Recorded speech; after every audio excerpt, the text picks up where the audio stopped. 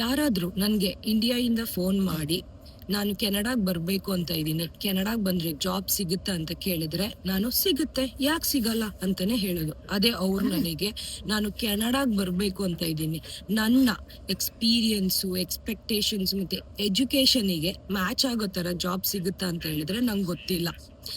Few people ತುಂಬಾ lucky, few attempts ಅಲ್ಲೇನೆ job ಸಿಗ್ಬಿಡುತ್ತೆ. ಆದ್ರೆ ಮೋಸ್ಟ್ ಆಫ್ ಅಸ್ ತುಂಬಾ ಸ್ಟ್ರಗಲ್ ಮಾಡಬೇಕು. ಸೊ ನಮ್ ಇಂಡಿಯಾದಲ್ಲಿ ಒಂದು ಮೈಂಡ್ ಸೆಟ್ ಇದೆ ಗೊತ್ತಾ, ಇಂಜಿನಿಯರಿಂಗ್ ಓದಿರೋರು IT ಗೆ ಹೋಗ್ಬೇಕು, MBA ಮಾಡಿರೋರು ಕಾರ್ಪೊರೇಟ್ಗೆ ಹೋಗ್ಬೇಕು, ಮೆಡಿಸನ್ ಓದಿರೋರು ಮೆಡಿಸನ್ನೇ ಪ್ರಾಕ್ಟೀಸ್ ಮಾಡ್ಬೇಕು ಅಂತ. ಆ ತರ ಮೈಂಡ್ ಸೆಟ್ ಇಲ್ಲಿಲ್ಲ.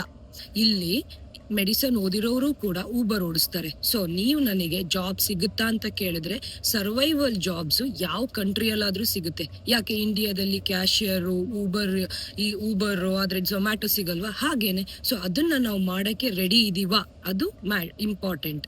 ಸೊ ನಾನು ಈ ವಿಡಿಯೋ ಮೂಲಕ ನಿಮಗೆ ಈ ತರ ಒಂದೊಂದೇ ಟಾಪಿಕ್ ನ ಪಿಕ್ ಮಾಡಿ 3 to 4 minutes ಮಾತಾಡ್ತಾ ಹೋಗ್ತೀನಿ.